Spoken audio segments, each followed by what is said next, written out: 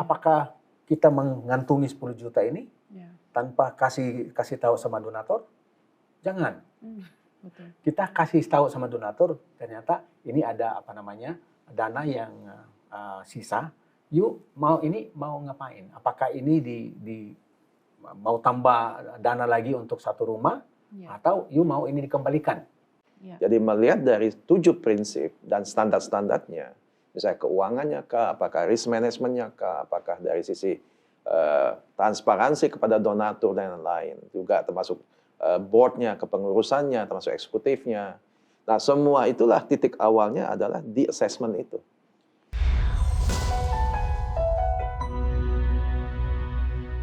Hai sahabat Iksa, selamat datang kembali di Iksa Podcast. Saya dengan Naomi, your host for Iksa Podcast. Saya mau lanjut dengan Pastor Tommy Pacatang mengupas dan membicarakan tentang penggalangan dana. Hari ini saya ingin masuk tentang strateginya dalam mengukur dampak, mengkomunikasikan dampak, dan juga apa inovasi-inovasi yang kita bisa lakukan bersama untuk melakukan penggalangan dana yang lebih efektif. Jadi without further ado, selamat datang Pastor Tommy. Saya ingin menanya nih Pastor Tommy, apa yang bisa dibagikan kepada sahabat Iksa dan juga masyarakat siapapun yang ingin melakukan penggalangan dana?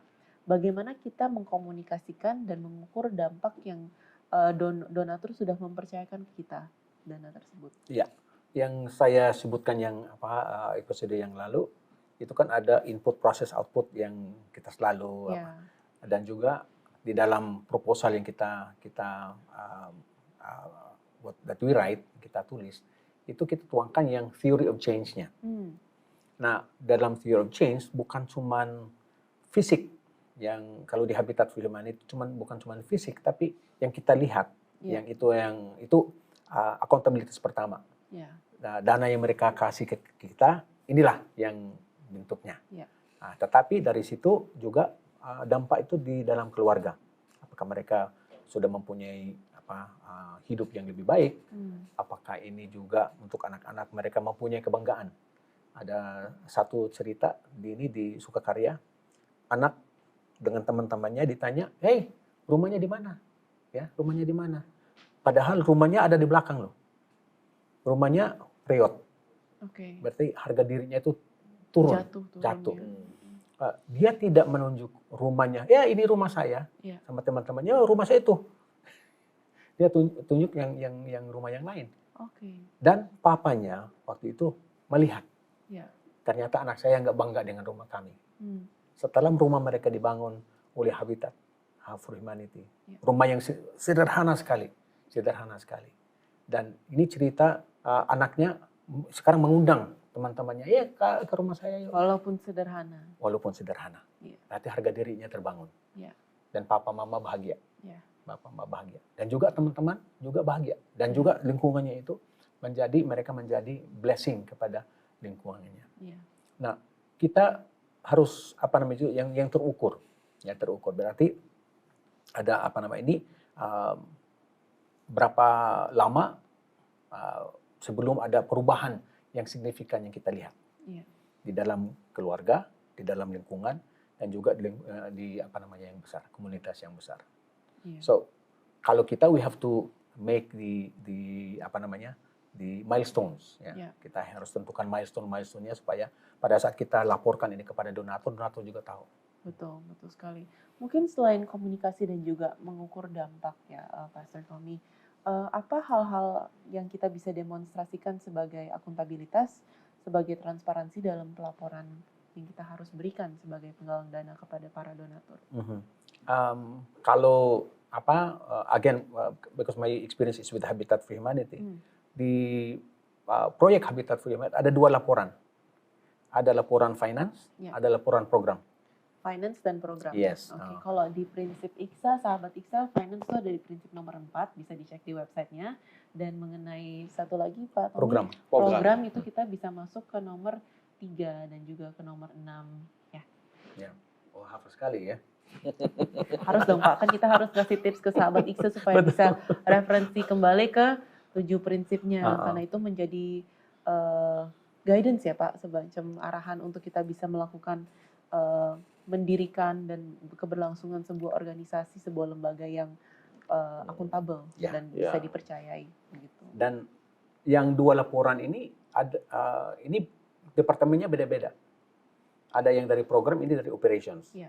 Yang finance, ini dari finance. Oke. Nah, ini harus ketemu apa namanya, yang dua-dua ini harus ketemu dan saling menopang, dan juga if the program says the house is completed, dananya itu harus habis. Ini Harus mencerminkan. harus mencerminkan, Ya? Iya. bukan habis ya, maksud Iya. mencerminkan. Nah, kalau misalnya dana dikasih 57 juta untuk satu rumah, kita bangun satu rumah program, yang laporan dari finance-nya juga harus 57. Iya. Ya, yang mencerminkan ini udah selesai. Nggak boleh nggak mencerminkan yang sama. Iya. Ya? Dan yang lainnya, misalnya proyeknya itu besar, dan kalau proyek besar kan banyak yang we estimate, ya estimate. Memperkirakan. Setelah proyek ini selesai 1 tahun kah atau berapa bulan kah, dan setelah proyek ini selesai, program menyerahkan yang laporan mereka, dan finance ternyata wah, kita hemat loh pada saat proyek ini dilaksanakan, kita menghemat sekitar 10 juta. Apakah kita mengantungi 10 juta ini tanpa kasih tahu sama donatur? Jangan. Betul. Kita kasih tahu sama donatur, ternyata ini ada dana yang sisa. Yuk, mau ngapain? Apakah ini mau tambah dana lagi untuk satu rumah, atau mau ini dikembalikan? Ya, dikembalikan, atau terserah. Ya. So we give the donor the opportunity to see, we are accountable, we are good stewards of the money, dan juga mereka akan melihat penyerahan pada saat rumah itu diserahkan kepada keluarga, mereka juga hadir. So now is actually for us to be really accountable even to the last penny of the donation. Betul. Pak Handoko, mungkin dari yang Pastor Tommy sempat jelaskan mengenai demonstrasi akuntabilitas dan juga transparansi dalam pelaporan, bagaimana kehadiran IKSA di sini bisa membantu sebuah lembaga melakukan akuntabilitas dan menjadi lebih transparan, lebih dipercayai? Ya, ini kan dari perspektif penggalangan dana dan juga dari sisi akuntabilitas sama penata layanan. Jadi tadi saya mereferensi dari Pak Tommy sampaikan, titik awalnya kan adalah kondisi awal. Sangat penting kita memahami kondisi awal dari satu organisasi yang menjadi mitranya IKSA. Nah, assessment kita itu sangat penting. Jadi melihat dari 7 prinsip dan standar-standarnya, misalnya keuangannya kah, apakah risk manajemennya kah, apakah dari sisi transparansi kepada donatur dan lain-lain, juga termasuk board-nya, kepengurusannya, termasuk eksekutifnya. Nah, semua itulah titik awalnya adalah di assessment itu. Nah, bagaimana kemudian yang tadi Naomi tanyakan, menuju satu progresif yang bisa terukur, menuju yang disebut organisasi atau entitas yang memenuhi penata layanan akuntabilitas, itulah di mana kita menyatakan bahwa ini rekomendasinya. Oh, begitu. Akar masalahnya apa, rekomendasinya apa, yang menjadi prioritas untuk mereka lakukan, atau yang kita bisa sepakati. Nah, disitulah menurut saya peran IKSA sangat penting, kemudian untuk memberi pendampingan. Ini membedakan menurut saya adalah antara yang IKSA lakukan dengan audit misalnya, atau ISO dan lain-lain. Yaitu apa? Kita memberikan pendampingan. Melihat akar masalah, ini rekomendasi, dan ini kemudian prioritas, kemudian kita bersepakat, kemudian kita beri pendampingan. Nah, donatur di sini, atau saya sebut orang-orang yang ingin melihat bahwa lembaga entitas di Indonesia berdampak dan akuntabilitas, karena itu pondasi. Itu sangat penting dalam satu rumah pelayanan untuk berdampak dan juga berkelanjutan. Nah, disinilah mereka bisa berinvestasi di dalam perjalanan, apakah sinode, apakah gereja lokal atau yayasan, untuk membangun kapasitas itu bersama-sama. Nah, Pak Handoko tadi ada bicara tentang asesmen, tapi mungkin sahabat IKSA ada yang belum tahu nih Pak, asesmen ini itu apa yang dari IKSA begitu, dan bagaimana donatur melihat kalau memang sudah melakukan, lembaga sudah melakukan asesmen dengan IKSA, bagaimana donatur bisa percaya lebih kepada suatu lembaga yang sudah melakukan asesmen ini, dan apa yang dilihat dari hasil itu? Jadi terima kasih Naomi. Jadi assessment ini kan sebenarnya alat bantu diagnostic tool namanya ya. Alat bantu yang menerjemahkan di dalam lingkup environment lingkungan Indonesia, legal aspek, persyaratan dari pemerintah soal taxation, soal keuangan dan lain-lain. Dan itulah menjadi assessment untuk IKSA. Nah, assessment itulah yang kemudian yang menerjemahkan dari kebijakan 7 prinsip, kemudian dari standar, kemudian itulah yang kita lakukan. Jadi setiap menjadi anggota registered member, anggota terregistrasi daripada IKSA, mereka akan mendapatkan keuntungan atau benefit untuk melihat cermin. Kami ada di mana nih sebagai organisasi dalam perjalanan. Mungkin sudah 20 tahun, 10 tahun, ada yang mungkin baru 5 tahun, atau baru startup malah. Ini cerminnya, kita bisa melihat. Nah, kemudian disinilah kemudian, misalnya contoh sederhana adalah, oh mereka ternyata kapasitas dari sisi pengelolaan keuangan mereka. Mereka membutuhkan ada ruang-ruang perbaikan. Tetapi kita harus paham, banyak anggota-anggota dalam tubuh Kristus, mereka nggak punya dana.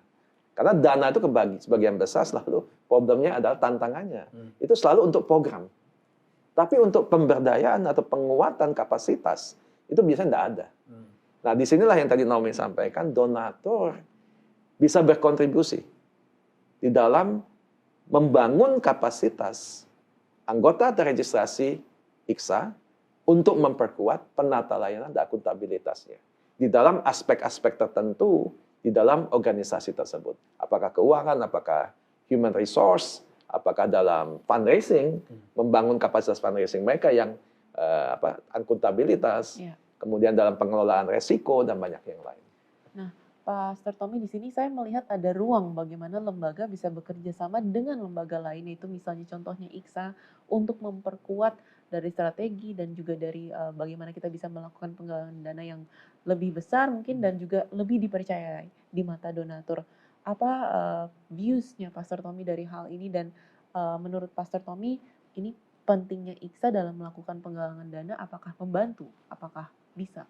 Menurut saya itu membantu sekali. Itu membantu sekali. Karena kan kita kepingin donatur itu percaya sama kita. Betul. Ya.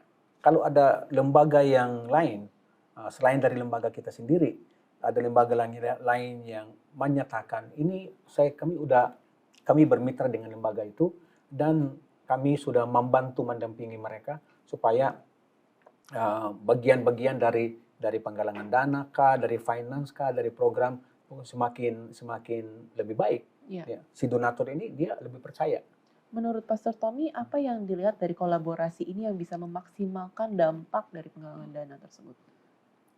Mungkin cooperation among dulu ya, dari IKSA dan juga dari lembaga dari lembaga yang itu dulu. Dan kalau ini nanti pada saat kita misalnya mengirim proposal kepada itu, is actually a good thing to mention that we are being supported, that we are being assisted by IKSA. Terakreditasi sama IKSA. Nah, bagaimana organisasi lembaga bisa stay up to date dengan tren-tren dan juga inovasi-inovasi yang baru begitu, karena kita juga ingin tetap bertumbuh dan mempunyai dampak yang transformasional dan berkelanjutan. Jadi bagaimana kita stay up to date dengan tren-tren dan inovasi-inovasi tersebut? Sekarang social media you cannot go without social media. So kita sebagai organisasi harus memakai social media juga. Dan donatur-donatur kita, mereka juga punya social media. Makanya kita harus saling subscribe to the social media dan saling feed kepada donatur dan juga ke orang-orang lain. Nah, ini yang memberi peluang supaya kita bisa mengkomunikasikan apakah visi dan misi kita tercapai atau bagaimana dengan proyek-proyek yang ini, proyek yang kedua, proyek yang ini, apa yang terjadi. Ya. Dan highlight on the things di mana yang masyarakat atau donatur kita mereka bisa mengutip, they can actually pick something that is actually good coming from our projects. Thank you so much Pastor Tommy, terima kasih juga Pak Handoko. Thank you sahabat IKSA sudah tune in ke episode kali ini dan semoga sudah lebih ada tambahan wawasan mengenai tentang inovasi, strategi dan juga apa dari perspektif donatur yang sebenarnya ingin lebih tahu dari sebuah lembaga gitu. Jadi thank you for watching. Jadi kalau ada pertanyaan, jangan lupa untuk like, subscribe, dan juga komen di bawah. Dan stay tuned for the next episode. Terima kasih dan Tuhan Yesus memberkati.